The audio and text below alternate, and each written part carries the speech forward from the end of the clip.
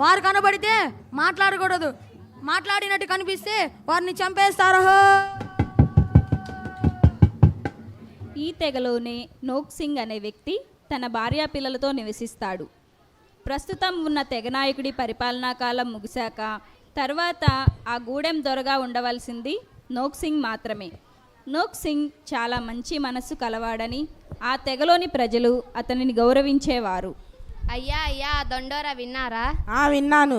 తెల్ల మిషనరీ వాళ్ళను మన గూడెంలోనికి రానియకూడదనే కదా.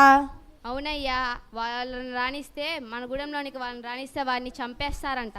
దేవుని గురించే కదా చెప్పేది, విని నమ్మితే నమ్ముతాం, లేదంటే వాళ్ళని వెళ్ళిపోమంటే సరిపోతుంది కదా. ఎందుకు మన గూడెం నాయకుడు ఇంత కఠినంగా ఉన్నాడు? ఏమోనయ్యా, నీకు పొలంలో పనుందన్నావుగా, నువ్వు వెళ్ళు. సరే వెళ్తున్నాను. అక్కడికి మిషనరీ వస్తుంది.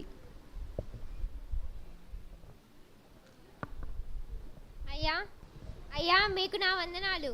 మీరు మిషనరీయేనా? అవును, నేను వేల్స్ దేశం నుండి వచ్చాను. మీరు తొందరగా ఇక్కడి నుండి వెళ్ళండి. మిమ్మల్ని మా గూడెం వాళ్ళు ఎవరైనా చూస్తే చంపేస్తారు. వెళ్ళండి. చూడు, నాకు చావు అంటే భయం లేదు. నేను కళ్ళు మూసిన మరుక్షణం నా దేవుని యొద్ద కళ్ళు తెరుస్తాను. కానీ ఆ ఒక్క క్షణం ఈ భూమి మీద బ్రతికే అవకాశం ఉన్న ఆ దేవుని గురించి, మనల్ని నరకం నుండి తప్పించిన దేవుని గురించి చెప్పకుండా ఉండలేను.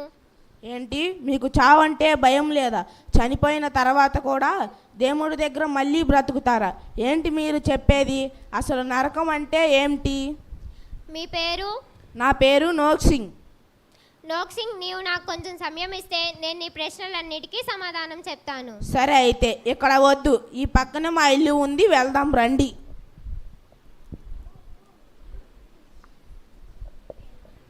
అయ్యా, ఎవరయ్యా వీళ్ళు? వీళ్ళే నా తెల్ల మిషనరీలు అంటే? మన ఇంటికి ఎందుకు తెచ్చావు? మన వాళ్ళు చూస్తే ఇంకేమైనా ఉందా? భయపడకు, కొద్దిసేపు మనతో మాట్లాడి వెళ్ళిపోతుందిలే. సరే కూర్చోండి.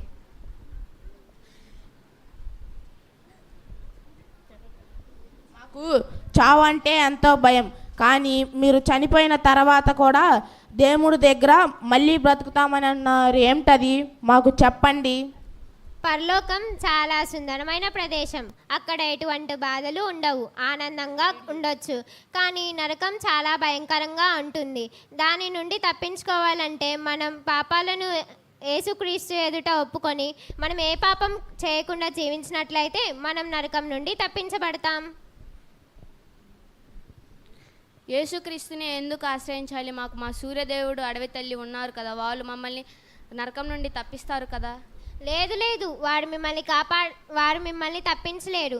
ఎందుకంటే వారు నీ పాపం కోసం, నా పాపం కోసం ఎటువంటి ప్రాణత్యాగం చేయలేదు. కానీ యేసుక్రీస్తు ఒక్కడే మన పాపాల కోసం ప్రాణత్యాగం చేశారు. యేసుక్రీస్తు మన కోసం ప్రాణత్యాగం చేస్తే మా పాపాలు ఎలా పోతాయి? సరే, మీకు అర్థమయ్యేలా చెప్తాను, వినండి. ఒక ఊరిలో ఒక న్యాయాధికారి ఉండేవారు. ఆయనకు ఒక్కగానొక్క కుమారుడు. వాడు తండ్రి ఇచ్చిన ఆస్తితో విచ్చలవిడిగా జీవిస్తున్నాడు. అలా కొనసాగుతూ ఉండగా ఒకరోజు ఆ కుమారుడు బయటకు వెళ్ళి వేరే వారిని భయంకరంగా కొట్టి వస్తారు. వారు వెళ్ళి న్యాయస్థానంలో ఫిర్యాదు చేశారు. ఆ మరుసటి రోజు ఆ కుమారుణ్ణి న్యాయస్థానంలో నిల్చోబెట్టారు. ప్రజలందరూ ఆతృతగా ఎదురు చూస్తారు. ఎందుకంటే ఆ కుమారుడు న్యాయాధిపతి కుమారుడు కదా. ఆ తండ్రి తన కుమారునికి ఏ శిక్ష విధిస్తాడు, ఎటువంటి తీర్పు ఇస్తాడు అని. న్యాయాధిపతి సాక్ష్యాలు అన్ని పరిశీలించి ఆ కుమారునికి 40 కొరడా దెబ్బలు శిక్షగా విధిస్తాడు. ఇంతలో సైనికులు వచ్చి ఆ కుమారుణ్ణి శిక్ష విధించడానికి తీసుకుని వెళ్తాడు. ఆ కుమారునితో పాటు తన తండ్రి వెళ్ళి సైనికులతో చెప్తాడు, వద్దు, నా కుమారునికి శిక్ష విధించవద్దు, తనకు వేయాల్సిన శిక్షను నాకు వేయండి. అలా ఆ తండ్రి వలె యేసయ్య కూడా మనల్ని పాపం నుండి విడిపించడం కోసం, మనల్ని పరలోకం తీసుకెళ్లడం కోసం సిలువలో మరణించి మరలా తిరిగి లేచారు. మీరు చెప్పేది కొద్దిగా అర్థమవుతుంది, కానీ ఒక్కటి మాత్రం నిజం. మేము చాలా చెడ్డవాళ్ళము, పాపము చేసిన వారం. మా తెగ కాని వాళ్ళని బొల్లంతో చంపేస్తాం. అయినా కూడా దేవుడు మమ్మల్ని కూడా క్షమిస్తాడా? తప్పకుండా క్షమిస్తాడు నోక్ సింగ్. నీవు నీ పాపములను ఆయన ఎదుట మోకాల్లోని ఒప్పుకొని నా పాపాలను క్షమించమని అడిగితే తప్పకుండా క్షమిస్తాడు. సరే, నేను నీ కొరకు, నీ కుటుంబం కొరకు ప్రార్థన చేస్తాను. అందరూ మోకరించండి.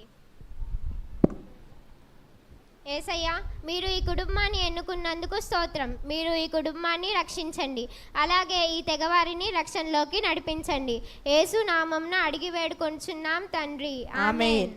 అక్కడి నుండి మిషనరీని త్వరగా పంపివేస్తారు. అప్పటి నుండి నోక్ సింగ్ తన కుటుంబంతో కలిసి ప్రార్థిస్తూ దేవుని గురించి అనేక విషయాలను బైబిల్ చదువుతూ తెలుసుకుంటారు. ఒకరోజు నిన్న మనం ఏం చెప్పుకున్నాం? 5 రొట్టెలు 2 చేపలు తెచ్చిన చిన్నవాడు యేసయ్య ఆశీర్వదించి దీవించి 5,000 మందికి పంచిపెట్టాడు. భలే చెప్పారే. ఈరోజు మరొక కథ చెప్పుకుందాం రండి. ఇలా నోక్ సింగ్ తన కుటుంబం దేవుని కృపలో ఎదుగుతూ ఉంటారు. దేవుడు వారికిచ్చిన రక్షణానందాన్ని ఇతరులకు పంచాలనుకుంటాడు. మెల్లగా తన గూడెంలోని ఇతరులకు బైబిల్లోని విషయాలు చెబుతూ ఉంటాడు. ఆ దొర దగ్గర పనిచేసేవాడు, నీకు యేసుక్రీస్తు అంటే ఎవరో తెలుసా? యేసుక్రీస్తు మన కోసం సిలువలో ప్రాణత్యాగం చేశాడు. యేసుక్రీస్తే నిజమైన దేవుడు. వార్త చెప్పటం చూసి, అమ్మ నోక్ సింగ్, నీవు ఎంత పిచ్చి పని చేసావు, ఉండు నేను వెళ్ళి మన గూడెం దొరకు చెప్తాను.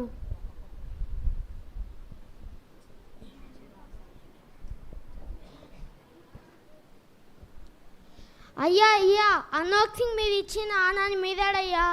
అంతేకాకుండా ఆ దేవుడి గురించి చదివి మన గూడెం వాళ్ళకు చెప్తున్నాడయ్యా. ఏమన్నా? ఆ నోక్ సింగ్ ఎంత పని చేశాడు? వాడిని నమ్మి మన గూడెంకు దొరచేద్దాం అనుకుంటే వాడి పని చేశాడు. వెంటనే వాళ్ళందరినీ పంచాయతీకి రమ్మని చెప్పు. ముఖ్యంగా నోక్ సింగ్ కుటుంబం రావాలని చెప్పు. ఆ నోక్ సింగ్ అడిగి చెప్పు, వాడికి ఆ దేవుడిని విడిచిపెట్టకపోతే చచ్చిపోతాడని చెప్పు. అలాగే దాదా, సరే దాదా. రేపే పంచాయితీ. వినండి వినండి, రేపే పంచాయతీ, అందరూ రావాల్సిందిగా కోరుచున్నాం. ముఖ్యంగా నోక్ సింగ్ కుటుంబం తప్పకుండా రావాలో.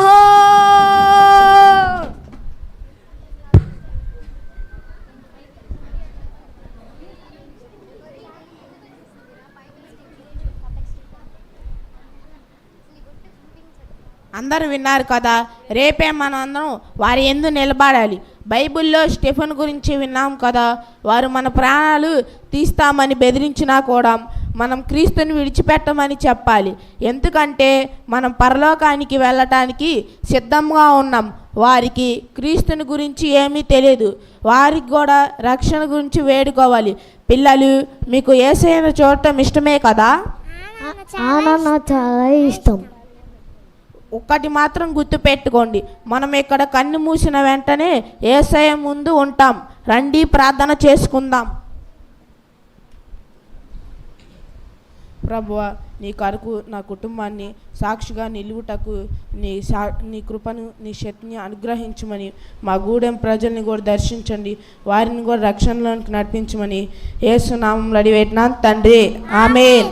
మరుసటి రోజు పంచాయతీకి ఆ గూడెం వారు వస్తారు. నోక్ సింగ్ కుటుంబాన్ని బంధించి వారందరి మధ్యలోకి తీసుకొని వస్తారు.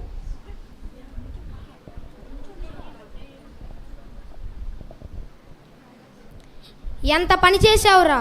నిన్ను నమ్మి మన గూడెంకు దొరచేద్దాం అనుకుంటే మన జాతికి ద్రోహం చేశావు. ఆ సూర్యదేవునికి, ఈ అడవి తల్లికి ద్రోహం చేశావు.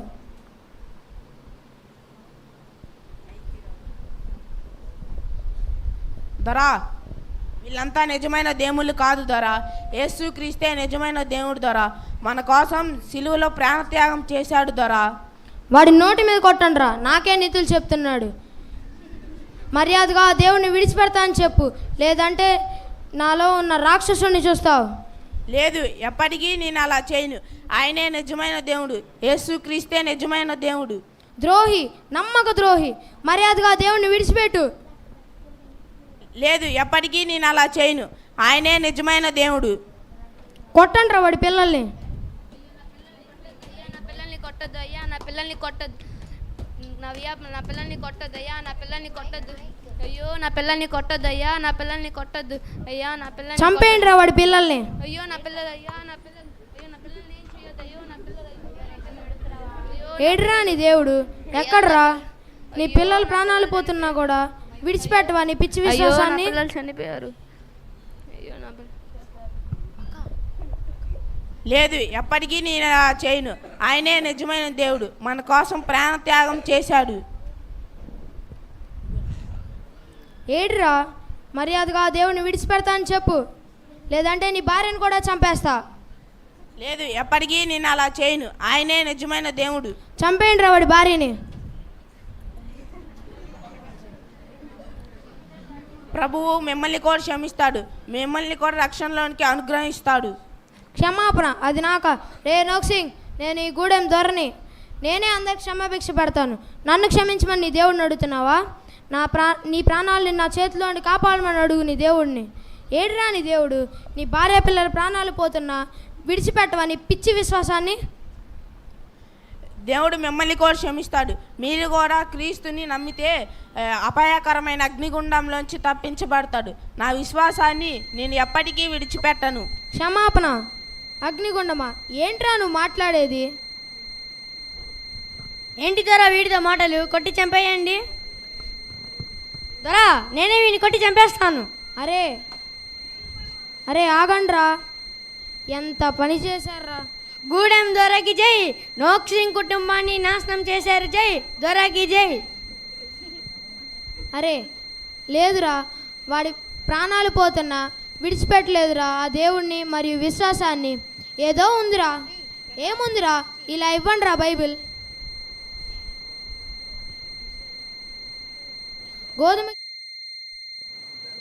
గోధుమ గింజ భూమిలో పడి చావుకుంటేనే అల్లా అది ఒంటిగానే ఉండు, అది చచ్చిన అల్లా విస్తారంగా ఫలించును.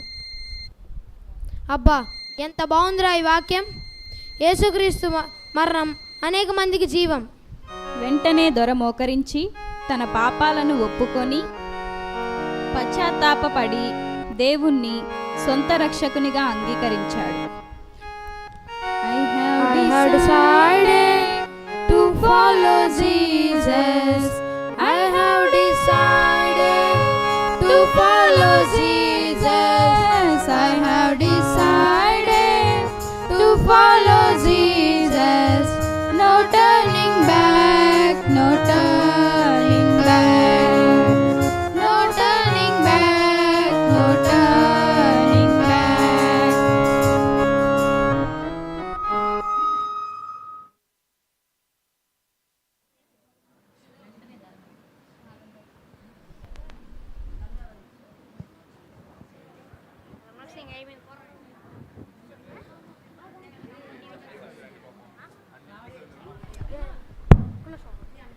అరే ఇలా రండ్రా.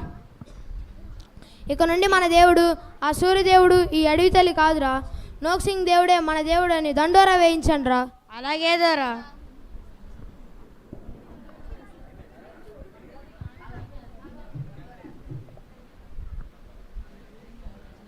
వినండి వినండి, ఈ గూడెంలో ప్రజలకు వార్త. ఇక నుండి మన దేవుడు ఆ సూర్యదేవుడు అడవి తల్లి కాదు, మన దేవుడు ప్రభు అయిన యేసుక్రీస్తు. ఆయన్ను అందరూ రక్షకునిగా అంగీకరించండి. పరలోక రాజ్యానికి వారసులు కండహో. ఇది మన గూడెం ద్వారా అనహో.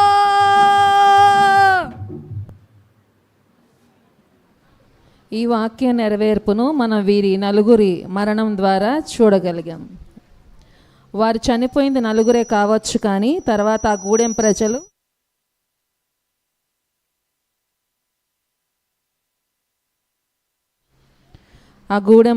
ఆ తెగ మొత్తము యేసుక్రీస్తును సొంత రక్షకునిగా